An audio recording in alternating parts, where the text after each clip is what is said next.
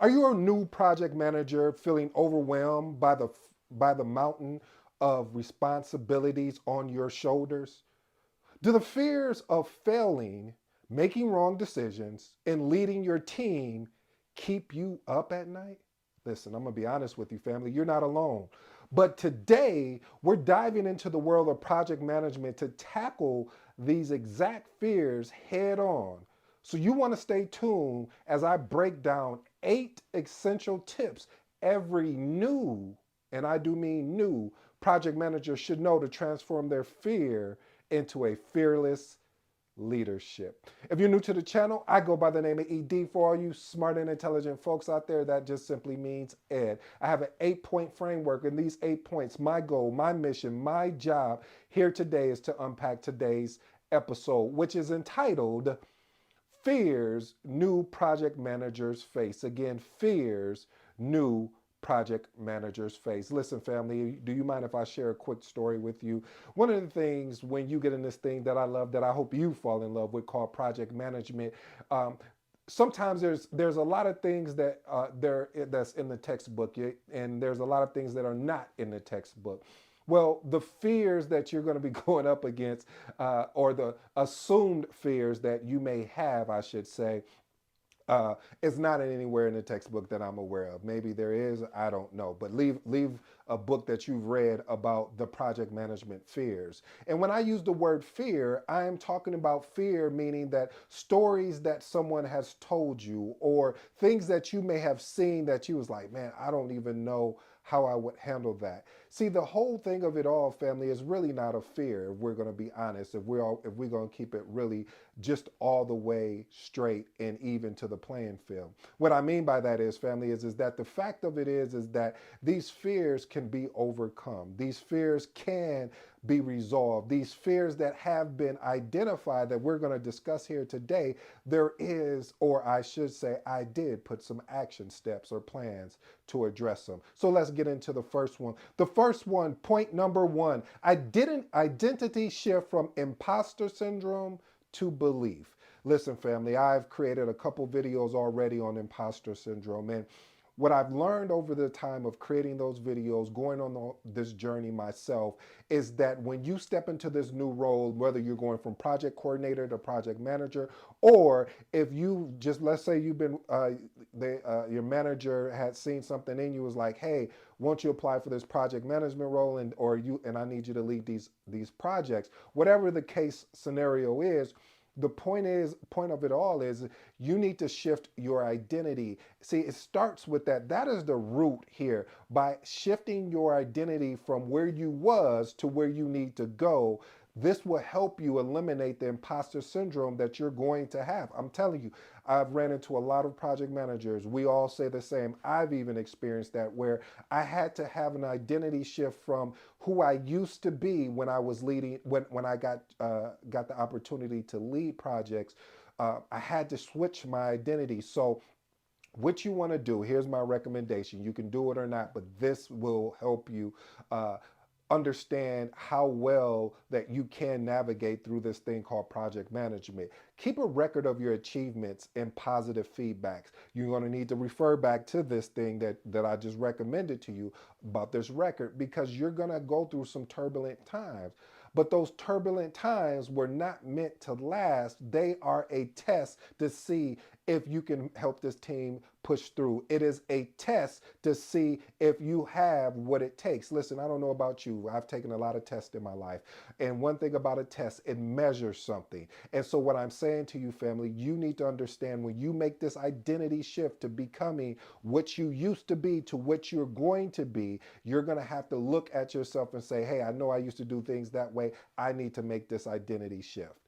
Point number two, from you need to go from following to leading. What do you mean from following and leading? Listen, making the leap from being a team member to a leader sometimes can be a little disorientating, meaning that you're so used to not having to, you may not have to speak up, or you may not be held at an accountability level like most of your peers. Now you're at a point where you're a leading project Everything falls on your shoulders with regards to the leadership. Everything falls on your shoulders with regards to speaking up if there's an escalation required. So people are going to look to you. Leaders are going to look to you and say, "Hey, where are we at on this project?" And you need to be able to articulate yourself in a way with confidence, self-confidence, and knowing that and also for your team, letting your team know you have their back in a way where it's I have to be really real here with you, family. I said really real. I guess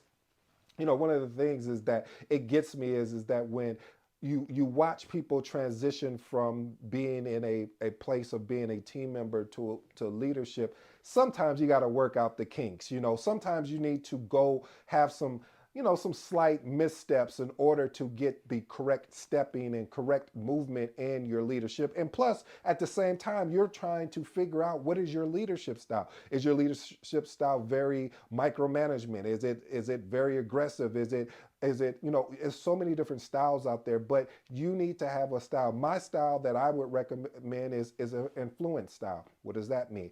I influence the team, I equip the team, I inspire the team, and then at the same time, I hold the team accountable for what the thing they said they were going to do.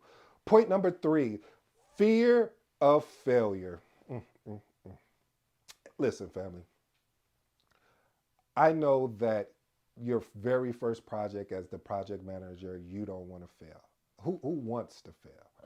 But you have to understand and recognize that failure is part of the learning and the growth. Have I had failed projects? Everybody in the room raised their hand.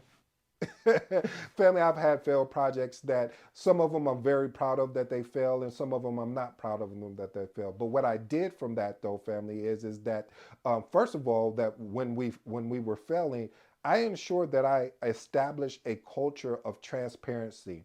And then from that piece, I also make sure that we found ways to improve within the team, whether maybe we need to get some different subject matter experts on the team to help us get over the goal and to be able to make sure this project has a success. Listen, I would recommend selling both successes and failures because these are really truly opportunities to learn. Some people say you learn more in the things that really didn't go right, aka failures, than you do in your successes. And I'm kind of on the fence with that because at times I do believe I've learned a lot more. But to be honest with you, I love winning. I love the passion of having another shot. Like Kobe was saying, getting another ring. But my point I'm making is, family, is the opportunities that you have to learn from both success and failure is going to take you further. By the way, family, my mentor, my friend, my buddy, my brother, Phil, is hosting next month, May. I put the date in the community post, so check out the community post. We are doing something amazing. I'm going to be a speaker there. I hope you come and check us out. $10 is the cost for some high level elite training that is going to happen. I don't believe you're going to be able to get this anywhere else. So family, I truly hope that you take the time to participate. The link will be in the community post, so check that information out. Point number four, navigating the value of despair. What does that mean? Listen, facing significant setbacks, it may feel like the end of the world. It may feel like you can't believe this is happening. It will make you feel like, why me? Why did this have to happen to me? This is my first time. This is my first couple of projects. Why is this? This is just part of the process, family. I wish I could tell you something different, but your ability to acknowledge the difficulty will encourage your resilience because you're going to have to be a resilient project manager. I don't want you to not become resilient because when you become resilient, now you're like, whatever comes my way, this is a great opportunity for growth for me. Whatever comes my way, I have a chance to get better. So next time I see this, I can correct it faster than what I did before. Point number five, this is one message that I watched a lot of new project managers struggle with, and that's delegating effectively.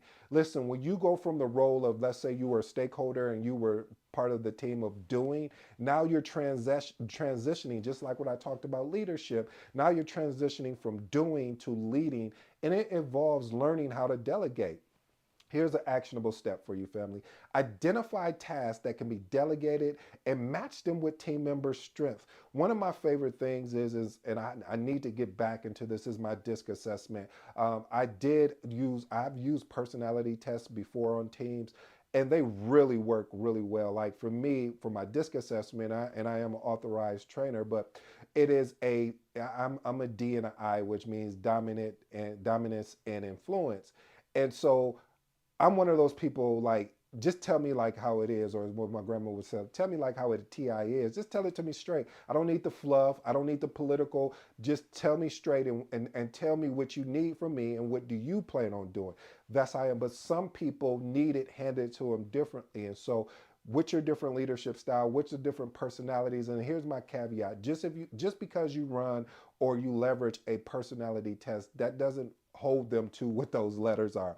It's just kind of giving you some idea how to talk with them and how to work with them. Okay. Point number 6: adapting to change. One of the challenges that you're going to have is you may see project scopes and objectives change rapidly. You may find yourself going through the change management process, and you're like, why are we here? Like, because somebody on the team may have figured out, like, nah, this is not going to work, and write up a amazing case study of what we need to do to pivot in order to ensure that we provide the best value for the customer. So you want to ensure that you develop a flexible project schedule, flexible project plan, and communicate changes effectively. That's one thing. Don't be afraid to communicate change effectively. Long as you are communicating, you're getting it out on email, you're giving it up out, your updates in your hopefully you have a communication plan, you're giving your updates to your stakeholders, your executives, and things of that nature. You just want to be able to ensure that you lead by communicating and having a transparent conversation with people. Point number 7: managing upwards. This was one that, hey, listen, if I'm going to be honest with you, until I had my mentor, which again, family, I'm always going to advise you to get a mentor for this thing called project management. If you decide that, either if you are in project management or you're deciding to get into project management, because I had a conversation with my mentor and I was asking, I was like, man, I'm having to go and sit in the executive meetings and give updates, and they're just drilling me with questions and things of that nature. And I'm like, and this was like my very first time that I had this experience. And I went to my mentor. I said, why is this happening? It was like, because they're trying to understand where the project is at. They want trying to forecast ahead. And it's not something that they're attacking you. What they're first of all trying to do is make sure you understand your stuff. You understand where the project is at. And then number 2, it's about like how it also creates value for your executives if you can articulate yourself in a way that you're able to answer their question. Like, you don't give a long-winded fluff answer, you give a very direct answer to the question that's asked. So being able to navigate up and down the chain of leaders is going to be important. You're going to have different communication style. So some executive that I experienced, they don't want a long dried out response. They want it concise and straight to the point. There's others that want a more detailed response, and so you have to figure that out as you're speaking with people. So you just need to understand, here's an actionable step: regularly update stakeholders on project progress and challenges. That's the biggest key. And the challenges, because see, once you understand your stakeholders priority and communication preference, you have a better chance of leveraging the success of your communication plan and getting support when needed for your actual project. Point number 8: message. Listen, conflict resolution. uh, I don't even know where to start with this one, because I'm smiling because I remember the first time I was in a meeting and I watched two stakeholders go at it. Like, I mean, they were arguing, and I'm sitting there because I'm confused. Like, it's not that serious. I mean, we could have a very professional conversation without it getting to the tense that it was. However, but these is how these two communicated. And right after the meeting, they shook hands like nothing was happening. Say, hey, let's go to lunch. And I'm sitting here like, what?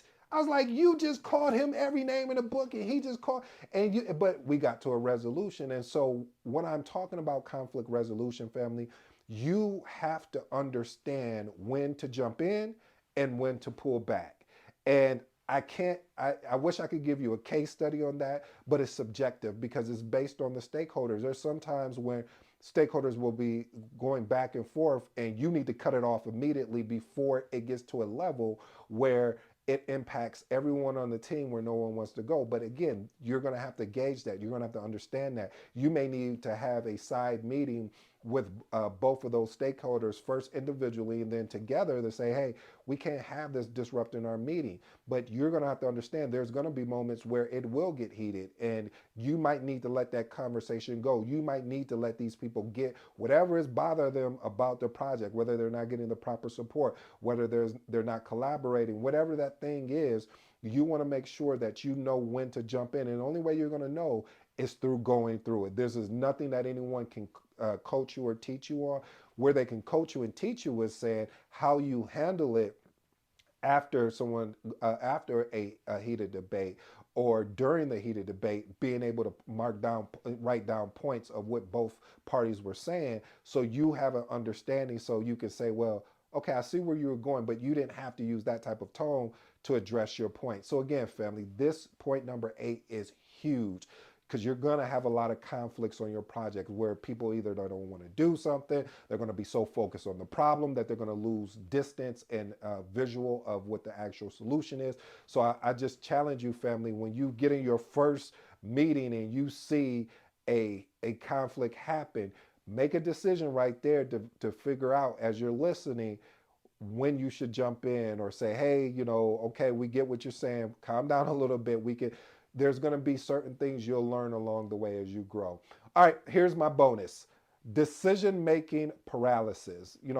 One of the things is that in this role as a project manager, sometimes your pressure to make the right decision can be overwhelming.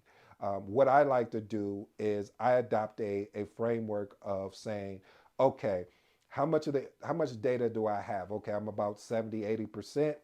All right, I'm gonna make the call. I'm gonna make the decision, and then we'll work from there. If the decision goes left, here's the plan. Here's the plan to suit that. If it goes well, all right, then we're good. But having a backup plan just in case that other plan goes left, and sometimes you may not have a backup plan. You may have to deal with the decision you have to make, and then what you need to do if it doesn't go well, to be able to circle back and see how you could have made a better decision. Because again, this position, this role is really trial and error, family. This is where to get the best results, to become very exceptional, and I'm still growing as a project manager, is you have to do the role. When you do the role, you'll have a better context of how to address certain things.